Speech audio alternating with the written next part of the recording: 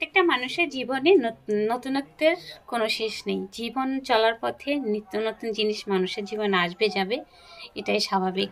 ঠিক তেমন খাবারের মধ্যেও ভিন্নতা না আসলে একঘেয়েমি রান্না বান্না খেতে কিন্তু রোজ রোজ কারোরই ভালো লাগে না। তো সেরকমই আমি একটা রেসিপি নিয়ে এসেছি। এটা সম্পূর্ণ ডিফারেন্ট এবং আলাদা একটা নতুন রেসিপি। শীতকালীন সবজি দিয়েই করেছি। তো চলেন কিভাবে করেছি সেটাই আপনাদের সঙ্গে শেয়ার করব। আসসালামু আলাইকুম রহমতুল্লাহি ওয়াবারাকাতুহু। Welcome to my channel Mrs Noor blog and cooking. আমি মোনালিসা আহমেদ। আমার নতুন একটা ভিডিও নিয়ে হাজির হয়েছি। সবাই কেমন আছেন? আশা করি আল্লাহর রহমতে অনেক অনেক ভালো আছেন। আমরাও ভালো আছি আলহামদুলিল্লাহ।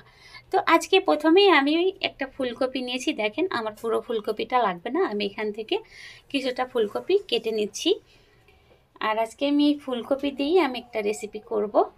তো সেজন্য ফুলকপিটা আমি প্রথমেই ডাঁটি অংশটা কেটে ফেলে দিয়েছি। আর ফুলকপিটা কিভাবে কাটছি সেটা আপনাদের দেখেই বুঝে নিতে হবে আমি ফুলকপিটা কিভাবে কেটে রেডি করছি। আমার বেশি লাগবে না, এটা দিয়ে আমি শুধু 4 টুকরো ফুলকপি করে নিব। যেহেতু আমি 4টা বাটিতে এটা সেট করব, সেজন্য 4 টুকরোর মতো হলেই আমার হয়ে যাবে। তো আমি এটা টুকরো টুকরো করব না, আমি জাস্ট মাঝখান থেকে কেটে একটু ভাগ করে নিচ্ছি। এই যে দেখেন আমি এভাবে কেটে নিয়েছি। এটা এখন আমি একটা বোলের মধ্যে বেশ কিছুটা পানি দিয়ে ভিজিয়ে অনেকক্ষণ রেখে দিব। যদি পোকা টোকা থাকে বের হয়ে আসবে। এদিকে আমি এখানে 2-3টা কাঁচামরিচ আমি একটু কুচি করে নিচ্ছি। আমার কাঁচামরিচ কুচিটার দরকার আছে, সেজন্য কাঁচামরিচটা কুচি করে নিচ্ছি। আর এখানে আমি কিছুটা ধনেপাতা কুচি করে নিব। ধনেপাতাটাও আমার প্রয়োজন হবে, সেজন্য আমি এভাবে কাটাকাটিটা করে নেব। ধনেপাতা কাটা হয়ে গেছে, এটা আমি এক সাইডে রেখে দিচ্ছি। এখন একটা বাটিতে আমি 3টা ডিম ভেঙে দিব। আপনারা চাইলে আরও বেশি করে নিতে পারেন, কারণ আসলে আমরা এখন ফ্যামিলি মেম্বার কম, যার কারণে আমি এখানে 3টা ডিমই ব্যবহার করেছি। আর এই ডিমের মধ্যে আমি কেটে রাখা কাঁচামরিচ আর ধনেপাতাটা দিয়ে দিব। আমি এখানে কোনো কাটা পেঁয়াজ ব্যবহার করছি না, আপনারা চাইলে এখানে কাটা পেঁয়াজটা ব্যবহার করতে পারেন। যেহেতু আমি এখানে একটু পেঁয়াজ রসুন বাটাটা ব্যবহার করব, সেজন্য আমি কাটা পেঁয়াজটা দিইনি। এখানে দিয়েছি সামান্য একটু মরিচের গুঁড়া, আর দিয়েছি স্বাদ মতো লবণ। আর এখন এই যে পেঁয়াজ আদা রসুন বাটা দিলাম 1/2 চামচ পরিমাণ। এগুলো দিয়ে এখন খুব ভালো করে এই ডিমটা ফেটে আমি এক সাইডে রেখে দেবো। আর একটু সময় নিয়ে ফাটতে হবে, যার কারণে এখানে আমি গুঁড়া মশলা ব্যবহার করেছি। আর গুঁড়া মশলাটা ডিমের সঙ্গে মিশতে কিন্তু একটু সময় লাগে। এটা আমার ফাটা হয়ে গেছে, আমি একটা সাইডে রেখে দেবো। আর আমার প্রয়োজন হবে এরকম করে ছোট ছোট 4টা বাটি। এই 4টা বাটিতেই আমি সেট করব। প্রথমে আমি বাটিগুলোতে আমি সামান্য একটু তেল নিয়ে আমি পুরো বাটিগুলোতে সবগুলো বাটিতে আমি তেল মাখিয়ে এক সাইডে রেখে দেবো, যাতে ডিমটা ভাপানোর পরে খুব ভালোভাবে উঠে আসে সেজন্য। যাই হোক, এই যে আমি একটু হাত দিয়ে দেখতেই পাচ্ছেন আমি তেলগুলো খুব পুরো বাটিতে আমি একটু লাগিয়ে নিচ্ছি। আমার লাগানো শেষ, একটা সাইডে রেখে আমি চলে আসলাম সরাসরি চুলাতে। আমি এখানে কিছুটা পানি গরম করে নিয়েছি। আর গরম পানির মধ্যে আমি দিয়ে দিছি ভরে ভরে 1 চামচ লবণ আর কেটে রাখা ফুলকপিগুলো দিয়ে এটা আমি জাস্ট 2 থেকে 3 মিনিট একটু ভাপিয়ে নেব। এটা আমি পুরোপুরি সিদ্ধ করব না, এটা একটু ক্রাঞ্চি ভাব থাকবে, সেরকম আমি একটু ভাপিয়ে নেব। এই তো আমার ভাপানো শেষ। আমি এখন এই পানি ঝরিয়ে আমি ফুলকপিগুলো তুলে নিচ্ছি। তুলে এগুলো একটা সাইডে আমি রেখে দিচ্ছি। এখন এই যে 4টা বাটিতে যে তেল ব্রাশ করে মেখে রেখেছিলাম, সেটাতে এই যে 4 পিস আমি ফুলকপি এরকম দিয়ে দিলাম। আর যে টুকরো টুকরো ফুলকপিগুলো ছিল সেগুলো আমি সাইড থেকে দিয়ে দিচ্ছি। যেহেতু এটার মধ্যে আমি ডিম দিব, সুতরাং এই টুকরো ফুলকপিগুলো ডিমের সঙ্গে আটকে যাবে আর আলাদা হবে না। এবার ওই যে ফেটে রাখা ডিমগুলো আমি বাটিতে সমানভাবে ভাগ করে আমি উপর থেকে দিয়ে দিব। 4টা বাটিতেই সমানভাবে যাতে ফুলকপিগুলো ঢেকে কাভার হয়ে যায় আর কি, সেরকম করে আমি 4টা বাটিতেই সমান করে ডিমটা দিয়ে দেব। দিয়ে এখন আমি এগুলো আমার রেডি। আমি অন্য একটা পাত্রে আমি কিছুটা পানি ফুটিয়ে নিয়েছিলাম, সেই পানিটা ফুটিয়ে আমি উপরে একটা এরকম স্টিম করার যেই জালিগুলো থাকে রাইস কুকারের সঙ্গে পাওয়া যায়, সেটা আমি বসিয়ে দিয়েছি। দিয়ে এখন এই সরাসরি বাটিগুলো ওটার উপরে দিয়ে দিচ্ছি। দিয়ে আমি ঢাকনা দিয়ে ঢেকে আমি এটা ভাপিয়ে নিব 8 থেকে 10 মিনিট। 8 থেকে 10 মিনিটে বেশি সময় লাগবে না। এই যে আমার ভাপানো হয়ে গেছে, দেখেন ডিমগুলো কতটা ফুলে উঠেছে। এখন আমি সবগুলো বাটি আমি নামিয়ে নিব। নামিয়ে এখন এই যে একটা প্যাচুলার দিয়ে আমি সাইডে থেকে এইভাবে করে এইগুলো একটু ছাড়িয়ে আস্ত তুলে নেব। এই কাজটা একটু সাবধানে করতে হবে, তোলার সময় যাতে ভেঙে না যায়। দেখেন কতটা ভালোভাবে সিদ্ধ হয়েছে আর পারফেক্টভাবে উঠেছে। এখন আমি চলে আসলাম এই ডিমগুলো ভাজার জন্য। আমি প্রথমে একটা প্যানে আমি কিছুটা তেল দিয়ে আমি সেই ভাপিয়ে নেওয়া ডিম আর ফুলকপিটা দিয়ে দিলাম।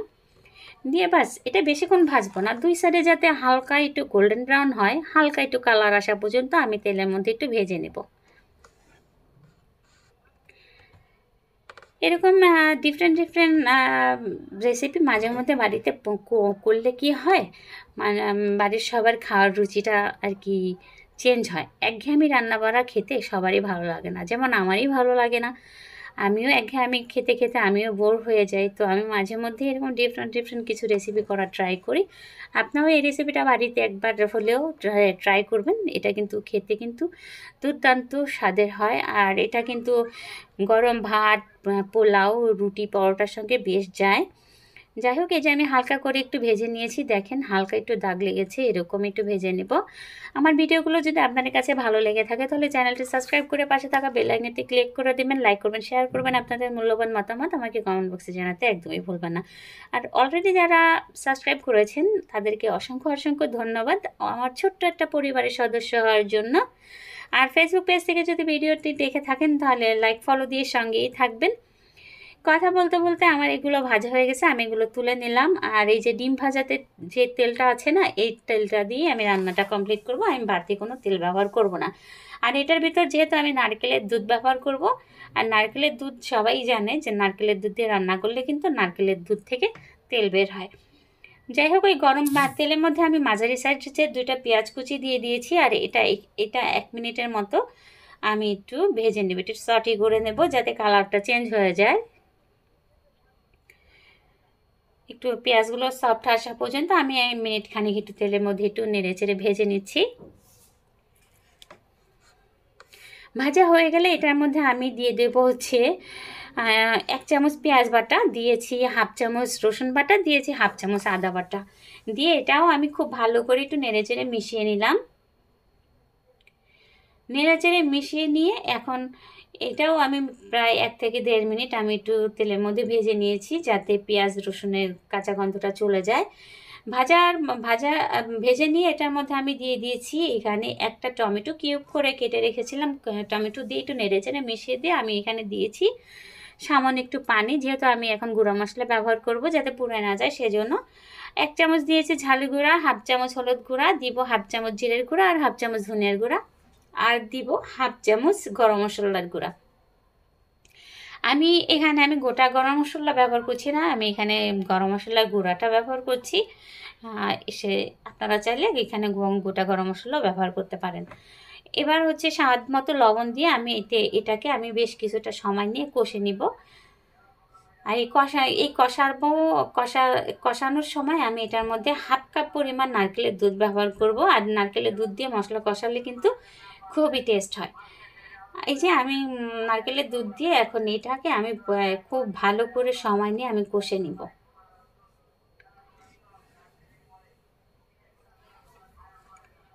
মশলা থেকে তেল উপরে ভেসে আসা পর্যন্ত আমি এটা কষে নিব। এর মধ্যে টমেটো সিদ্ধ হয়ে যাবে।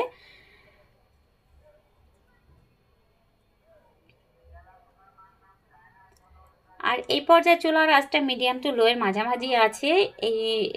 একটু পরপর নেড়ে চেড়ে দিতে হবে, তা নাহলে তলায় পুড়ে যেতে পারে। আর একবার যদি পুড়ে যায় তাহলে তরকারির স্বাদটা একেবারে বিচ্ছিরি হয়ে যাবে।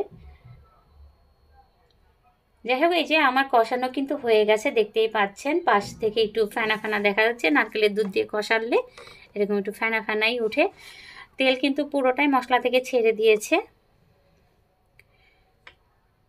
এই পর্যায়ে এসে আমি বাকি হাফ কাপ আমি নারকেলের দুধ ব্যবহার করব। আমি টোটাল এখানে মেজারমেন্ট কাপের 1 কাপ আমি নারকেলের দুধ ব্যবহার করেছি। আগে দিয়েছি হাফ কাপ, এখন দিলাম হাফ কাপ, আর দিব এইখানে আমি 1 কাপ পরিমাণ পানি। দুটো দিয়ে এখন আমি এটার মধ্যে যে ডিমটা আমি ভাপিয়ে রেখেছিলাম ওটা আমি দিয়ে দিলাম এটার মধ্যে।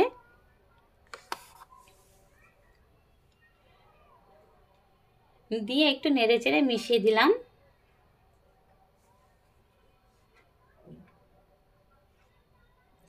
আর এই পর্যায়ে আমি ব্যবহার করব আমি হাফ চামচ পরিমাণ চিনি। এটা চাইলে আপনারা স্কিপ করতে পারেন। আর এই চিনিটা কিন্তু আপনার মিষ্টি করবে না, জাস্ট স্বাদটা ব্যালেন্স করার জন্য আমি চিনিটা ব্যবহার করেছি।